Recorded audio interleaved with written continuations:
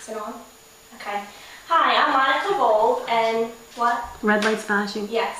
And I'm going to present my professional development workshop today, and the topic we're going to focus on is how to get families involved in their child's literacy education. Before we get started, I'm going to have you introduce yourselves. You could just tell us your name, where you teach, how long you've been teaching, and any interesting facts you'd like to share. My name is Chris Masaglia. I teach French at a middle school located in Lindenwold, New Jersey. Some of my interests include cooking and knitting. My name is Danielle Baker. I teach in Atlantic City. I teach preschool special education, and it'll be my 5th year teaching. And I enjoy baking and going to the beach. Thank you. And before we get started, we're going to do an icebreaker activity. We're going to watch a video on the topic of family involvement and then share our thoughts and reactions to it.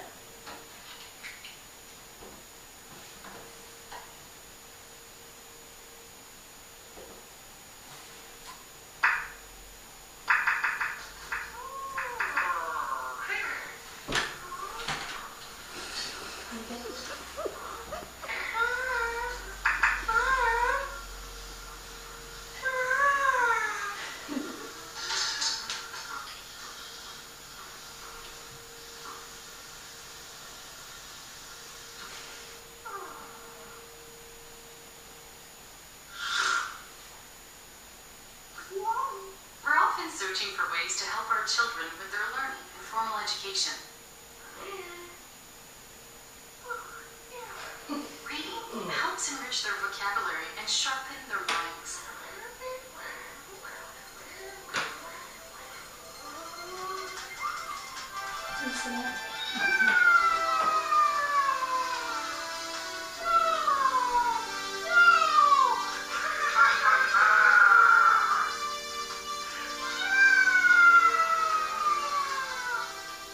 Children brings us closer together and transports them to new and imaginary worlds, stimulating their creativity and broadening their horizons.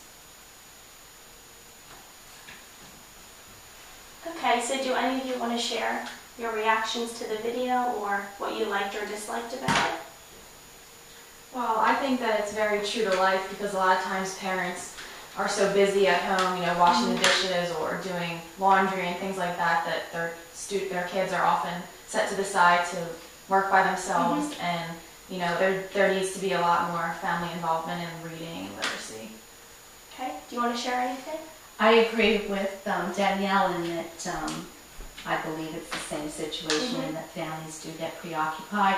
Yeah. On a personal note, I can recall moments where I was busy doing something that I thought was very important to finish up, and may have not neglected my children, but kind of put things on the back burner so that I could finish what I had to do before getting into reading or some other activity with them. So I think it's something that is normal in many families in this day and age, but certainly very important that parents do take the time. Good. Thank you for your thoughts. So before we go more into the presentation about family involvement, we're going to talk about certain skills that we want young children to be able to do. And then as we go through the PowerPoint, we're going to talk about how we can get parents to promote these skills at home. So one thing we want young children to be able to do is to use and appreciate books, and this means that they can enjoy reading in the classroom, going to the library center, and that they handle books appropriately. We also want them to be able to use print concepts appropriately, and this means that they understand to read from the top to bottom, from left to right, and from front to back. We also want them to be able to interact during read alouds and book conversations, and this means that they're able to share their thoughts throughout a story in a read aloud, and that they can answer before, during, and after reading questions. We also want them to be able to learn to retell important parts of a story. This means that they can identify important events that happen in the beginning, the middle, and the end. So here's some goals for this workshop. At the end, we want teachers to be able to learn about the research and studies that support and provide evidence of the positive impacts of family involvement. We want teachers to become familiar with what literacy bags are and how they can be used in the classroom. We want them to learn how to foster positive relationships with families, and we want them to learn about family literacy nights and what it entails. So now we're going to move on to our KWL chart. Has anyone ever used one of these before? Yes. Yes. Okay. So as you're familiar with, we're going to start with the K section, the column. That's what you already know and are familiar with about family involvement. So if you don't mind sharing a few of your thoughts of what you already know or what you use in your classroom. Well, I know that family involvement is very important in the child's education. Okay.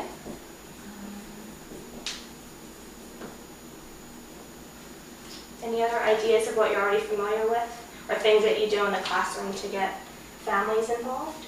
Things that you do in the classroom? Yeah, that you may use in your classroom already. With the students? With the students, or how you communicate with parents. Okay. To try to get them, familiar with what's going on in the classroom. Or yes. Well, normally at the beginning of the school year, a letter of introduction. So you might send a letter home to families. And important information as to how to contact me is provided. Where I teach, in addition, we have a program that allows us to send at any time personal notes or notes directly to any parent regarding any student, whether it's positive or negative, so that they are able to receive continuous feedback as to how their child is doing in my particular class. And I think that's important in that there are no surprises. It's not as though they're familiar with what's going on. They're familiar with what's going on, and they're not necessarily waiting until a report card is issued to see the progress. They can kind of follow it throughout the year. And I know that we also, for children's literacy development, send home handouts about the importance of reading to your child and interacting with books with them. Not all parents know that kind of information. So. Good. All right, thank you for sharing. Now we're going to talk about why family involvement is important and why are we even talking about this topic. So let's look at some research that I did. The first thing we're going to talk about is called the family literacy theory of literacy development. And the family literacy has been defined as ways that families, children, and extended family members use literacy at home and in their community. A study was conducted in 2002 by Jordan, Snow, and Porsche, and it revealed that a literacy-rich home environment contributes more powerfully to children's early successful literacy development than do excellent preschool and kindergarten classrooms. So that really shows the importance of getting parents involved at a young age. Another study was conducted in a Head Start program. And the goal of the Head Start program is to communicate with families and to get them involved in their child's education at a young age. A study was conducted in a Head Start program to support the link between family involvement and children's educational success, and it yielded the following evidence that families who participated in the program's activities and played an active role in their child's education were more likely to have a positive approach to learning in general. Another study was conducted based on the achievement gap that exists in schools today between lower income households and children coming from wealthier families.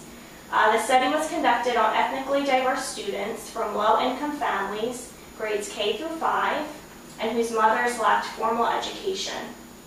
And when this study was conducted, it resulted in that the more involved families were, the more successful students' literacy development, regardless of the socioeconomic status or the mother's level of education. Is there anything you'd like to share about that study? It kind of, was an important one and yielded a lot of evidence. Yes. Well, it shows that obviously the economic structure in a family is not necessarily the key component into a child's learning and their development factors and progress. So. The more that families are involved, it shows that the gap between the learning is, lessened, minimized. Yes. Yeah, I agree. One more study that we're going to talk about was a meta-analysis, and this just means that this analysis looked at several different studies. 120 interventions were looked at, and these interventions were to promote family involvement in the household. Throughout this study, teachers received training in how to build positive relationships with families, and parents also received training in ways to interact during literacy activities. These included how to listen to their child, how to provide effective feedback, and how to teach certain literacy skills at home. Again, the results showed a clear link between the level of family involvement and their child's literacy development and reading achievement. So here are all the article and text references for the information that I looked up. Okay, so now that we have a little bit of a background about this topic, we're going to fill out the W section of our KWL chart, and this is where we talk about what we want to learn. So I gave you some examples. How do I build positive relationships with families? What things can I do to improve family involvement? So do you have any other ideas of things that you'd like to learn throughout this program workshop? Well, I know in the preschool classroom, the parents come in and drop their kids off and pick them up, so we do see them every day. But how do you get them to stay and talk with you about things that they can help with in the classroom instead of just running in and running out? Okay. Get them more involved. Anything else?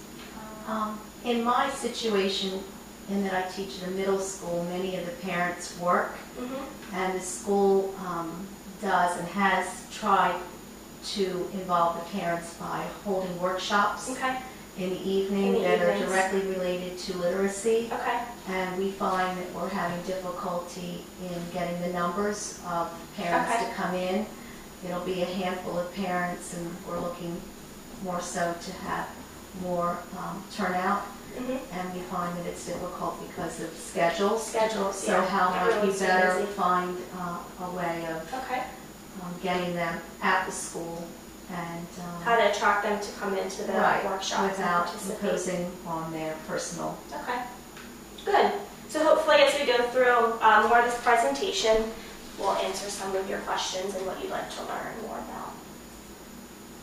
So we're going to start talking about some effective ways to build positive relationships with families. First, it's important that you make them feel welcome in the classroom. You want to, especially for preschool when they come in, you want to be able to engage in conversation, make them feel welcome, make them feel like they're important, that you want them to be there. Another idea is to invite them into the classrooms to see what their child does every day. You mentioned this, Danielle. Maybe have them come in to observe circle time in the morning, center time, choice time, or even have them come in to look at a read aloud that you're doing with the students. Sending home newsletters is another great way to inform parents about things that are happening in the classroom and what their children are learning. Another idea is to invite them in for family or classroom events such as holiday parties, birthdays, etc. Do you have any other ideas of ways to get parents or to build positive relationships with them? You had said invite them in to watch a read aloud, maybe have them do a read aloud with the students, conduct their own. We're actually going to talk about that in a little bit. Good idea. Anything else? Possibly make sure that they have the materials in their home. And materials that students are interested in, so that they're tapping into their what they're interested in, particular interests are, yes. Okay, we're going to watch another video clip about family involvement, particularly in preschool classrooms. And then after, we're going to talk about if we could personally relate to anything that we saw in the video.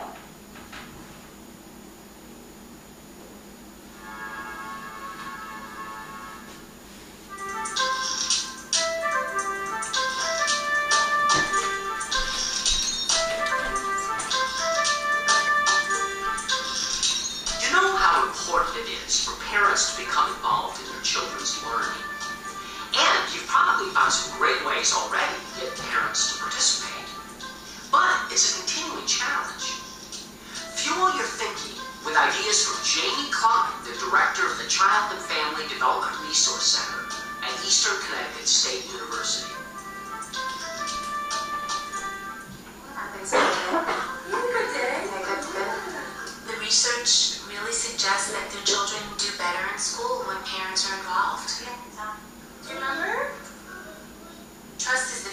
foundation of really any good early childhood program.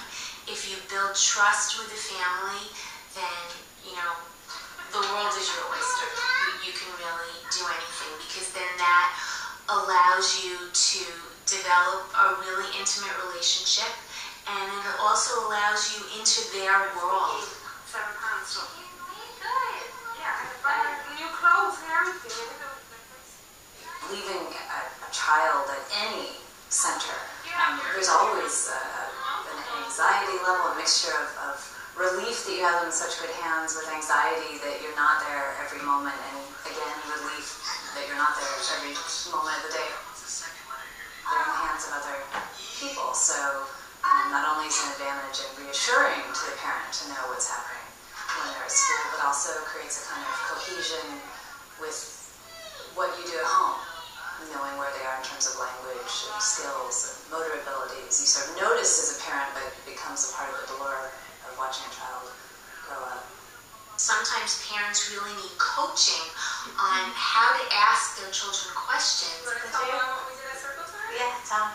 And one of the things that we teach parents is to ask very specific questions. You guys still learning about spiders? Yes. Yes?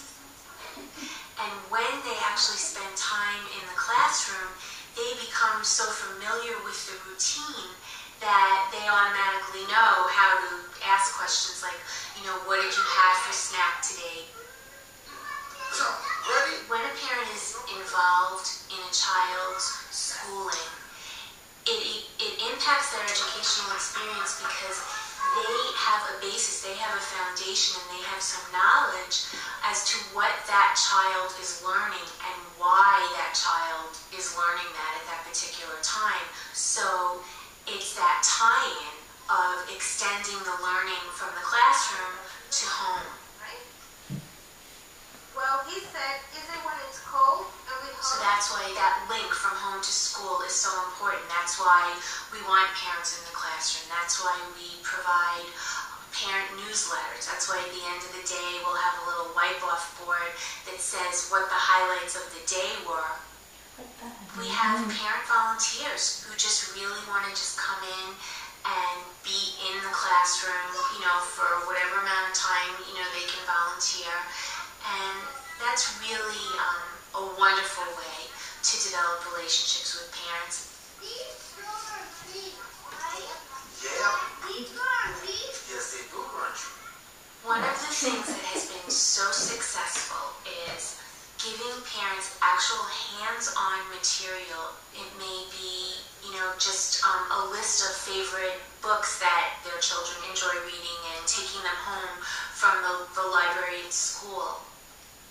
To give you some ideas, but then we have the PTO, the Parent-Teacher Organization, which is an organization that meets, you know, at least monthly.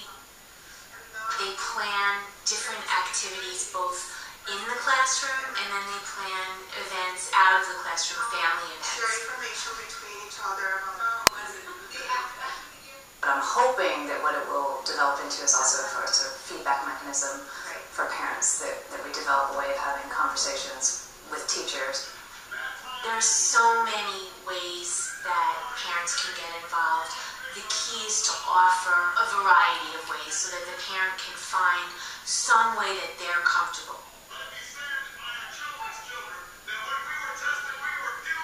I think once parents really have the foundation and understand why we do certain things the way that we do them, then, you know, they understand, and it's much easier for them to become involved and stay connected and try to practice those things at home.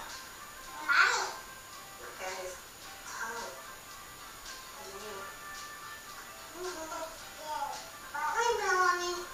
I'm the baby. Hi, baby.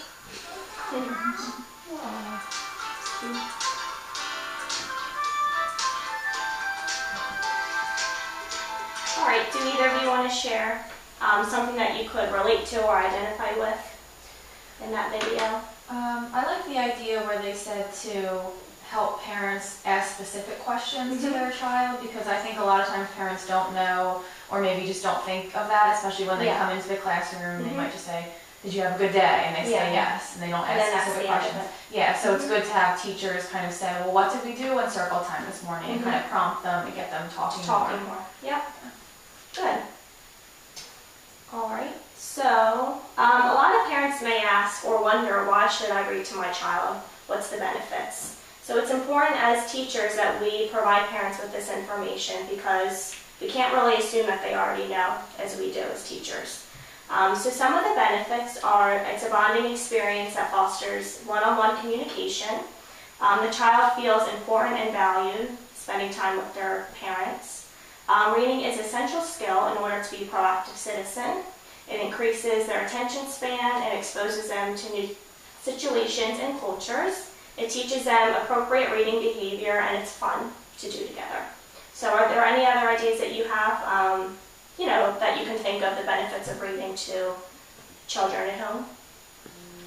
Well, it's really the basis of their whole education, long term. So if they are excited about reading and interested in reading, chances are that will follow them, and it's then going to help when they're possibly given material that they don't necessarily have a genuine interest in, but will be capable of reading and gaining knowledge. I think studies show that children who struggle at a very young age with reading and literacy, it continues with them, and it just becomes more difficult as they get older to get them to the level that they need to be. They become more frustrated, the family becomes frustrated.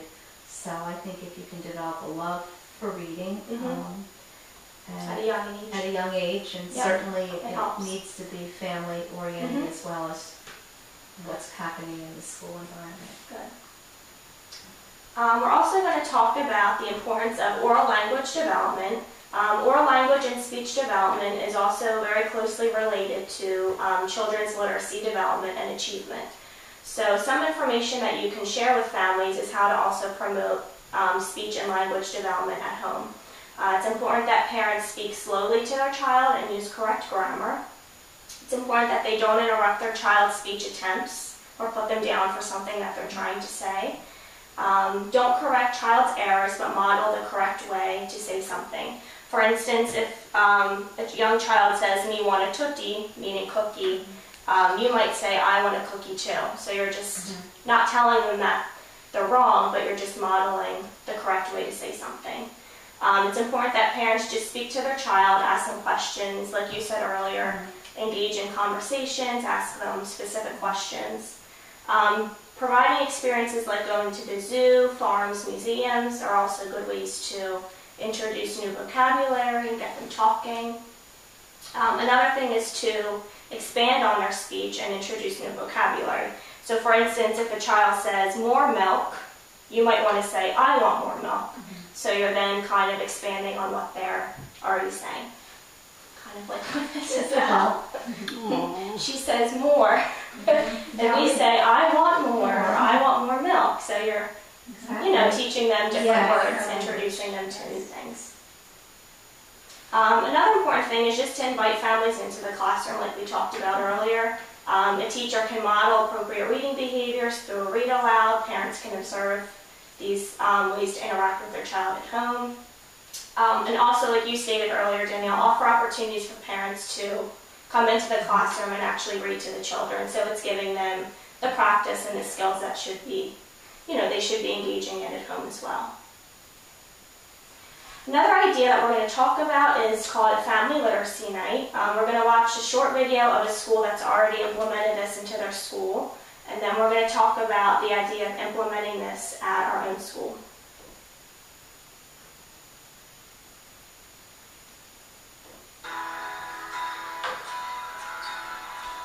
Most of the children that we work with come from families, more than likely they're not going to take them to Barnes & Noble and buy a book, or go to Walmart, or even take them to the library for that matter, the public library. So for them to be able to come inside our school, go to our school library and choose their own book is very rewarding. We have a high poverty level, so I think a lot of times they can't afford the book. I mean, if you can only afford your needs, that's what you have to buy the needs before the wants, and a book would become I want. With the Meadows Foundation, the grant that was given to us, we purchased an enormous amount of books. We're now able to, give those out this evening and give them out to the children, to the parents, and also give away prizes to get them excited and get them enticed to come into the school doors on this cold evening. So it's really exciting. Okay, tonight what we're doing is we're having a family reading night. It's an opportunity for parents to come with their kids to school, get to do a lot of different activities that center around reading that aren't just sitting down and reading. So they might do an arts and crafts project where they have to read the directions together. Or they might do like a scavenger hunt activity where they have to read the clues. So it's just trying to get the parents to understand that reading with their kids isn't always, let's read the book that you brought from the library.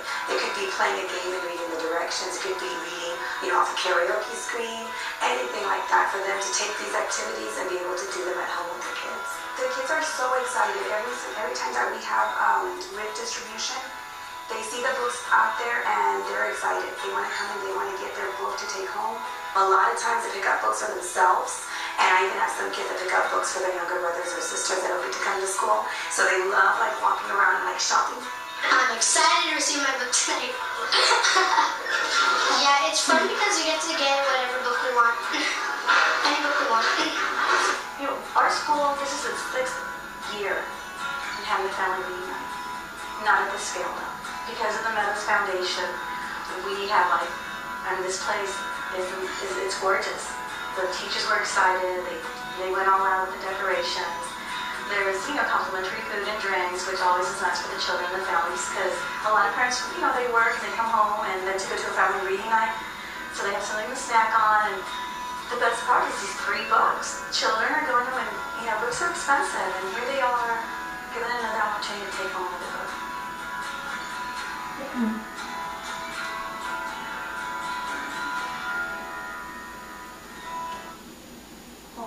So, do you think this is a good idea to implement at our school or at any school? Yeah, definitely. It really gets the parents and the kids involved together, not just having the parents come out, for an information session without, leaving their children at home. They get to interact together and do activities about literacy and things like that. And I think another good idea would be to have the parent-teacher organizations working together to create the night, not just have the teachers do it or just have the parents to and have the the teachers. families involved in the whole the planning process. Good. And then the kids can enjoy it too. So our goal is to, try to plan an event like this at our school and implement it, obviously. So some of the components that we would focus on are literacy bags, which we're going to talk about in more detail. Obviously providing parents with information, maybe using technology to do this, such as a Mimeo board, PowerPoints, overhead projectors, just to kind of make it more interesting and engaging. It's going to be an opportunity for students to show their parents their classroom and talk about what they do every day. It allows families to look at the classroom library that you have and the type of books that you expose children to. Obviously, teachers can model read-alouds for the parents, offer them tips on how to engage in read-alouds at home. And it's important that teachers listen to parent questions and concerns at this night. So for the literacy bags, each family will be given a literacy bag to take home with them.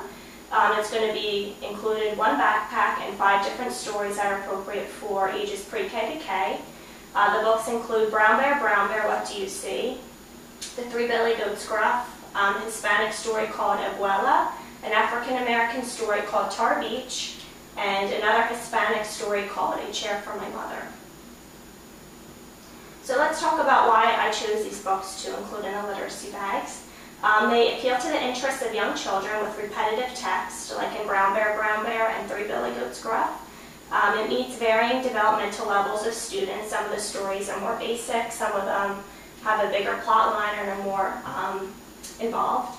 Promotes listening skills through a tape version of the story Brown Bear, so they're also going to be getting a cassette tape to be able to listen to the story. And these books include multicultural literature that values ethnic diversity in schools. Now we're going to talk about what the research says about multicultural literature in education. The study was done in 1995, and it presented the following information as to why it's important to promote multicultural education. Through this, differences and commonalities can be acknowledged. It's a society that interweaves the best of all of its cultures, reflects a truly mosaic image. It emphasizes respect for others who are different from yourself, and it enhances the self-concepts of all students because it provides a more balanced view of the U.S. society. So I wanted to focus on the cultures that we see in Atlantic City, which is mostly Hispanic and African American. So that's why I chose those specific books. So at the Family Literacy Night, it's important that we talk about these literacy bags before just sending the parents home with them. We want to tell them, share the books with them, model the read alouds that we want them to be able to engage in, and also encourage them to ask questions. So the next steps to planning our literacy night, I want to have you guys share your ideas of what you think would be important components to help make the night successful. Any other ideas that you have that we could incorporate into the night? Maybe just first even see how many parents are interested in coming, because you don't want to plan a whole event and then have no parents come. Okay. So maybe sending home some information and ask how interested are you in this event or something like that. Before we even really get into the planning process. Danielle's bringing up is so true to what has actually happened where I teach, because we have had, I think we just had our 3rd annual literacy night, family night, and unfortunately there was a tremendous amount of work put in by committee. Many of the things reflected in this presentation were things that were done, and yet when it came to the actual event, the turnout was adequate, but certainly there were more materials for more families in the hopes, and we were hoping that we would have had a better turnout. So what Danielle's mentioning might be a way of more so getting an idea ahead of time as to what that turnout might be, or coming up with other ideas to hope for a better turnout. Maybe getting them involved in the process of planning the night, like you said earlier, or that could be an attempt. There again, where I am, it's even the parent-teacher organization, like the PTA, which is what it was called when I was raising my children, is a very, very small group. Once again, I don't know if it's lack of interest or the constraints of time. Of those meetings, but where I teach, it's been mainly kind of put together by teachers, with not so much parent involvement in the planning process, but certainly that might be a way of attracting more people and involvement on their end. These are all ideas and suggestions that we'll take into consideration as we plan this literacy night. Another good idea to promote family involvement is the lending library that we use in our classroom. You could create a box of books that you already have in your classroom, or you could get from bargain stores like the dollar store, the Christmas tree shop. And on Fridays, invite each child to take a book home of their choice. Encourage parents to obviously read to them over the weekend, and then they return the book on Monday. Okay, so the last part of our workshop is to fill out the L section of our chart, things that you might have learned that you weren't already familiar with about this topic. If you'd like to share. I like the idea of a family literacy night, because I know our school doesn't really do very many after-school activities. And, you know, having parents involved in, like, I like the idea in the video of the scavenger hunt where they read the clues together and, you know, do activities like that. And, you know, they can come with their child and interact and, you know, talk to the other parents and make some relationships there. That's an important point, too, is getting parents to make connections with each other and, you know, build a support team between the parents and the community. I agree.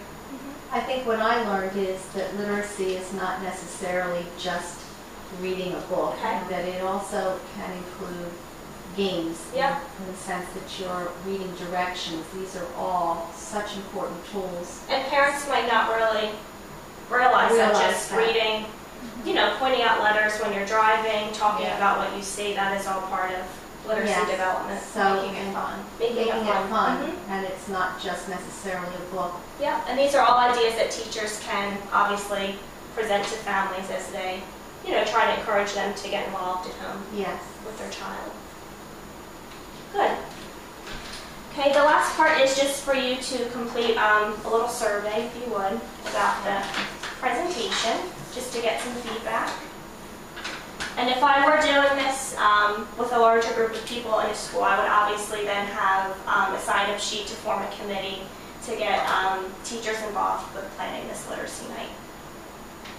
So that is the end of the presentation. Thank you for your participation. That was very good. Thank you.